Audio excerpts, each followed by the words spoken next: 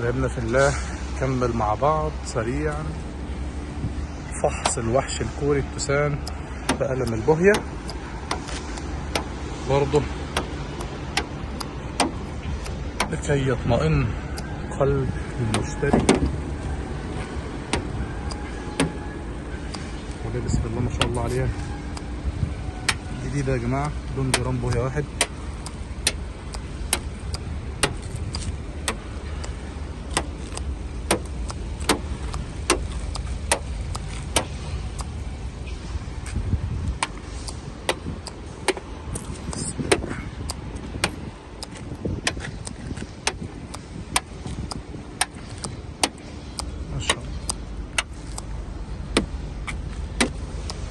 ده طبعا فبرة الشنطة، الجزء اللي تحت في الشنطة من تحت ده فبرة، مش صاج او مش من البادي بتاع العربية.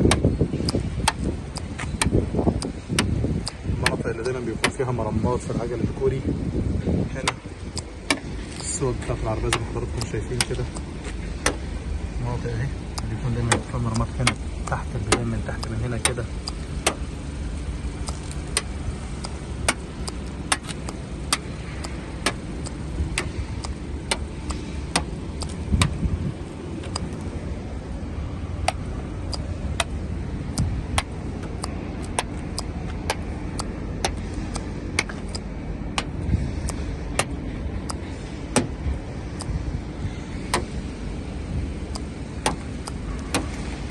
عربية بفضل الله تعالى ما ترشش عليها جرام بوهية واحد ولا جرام بوهية واحد.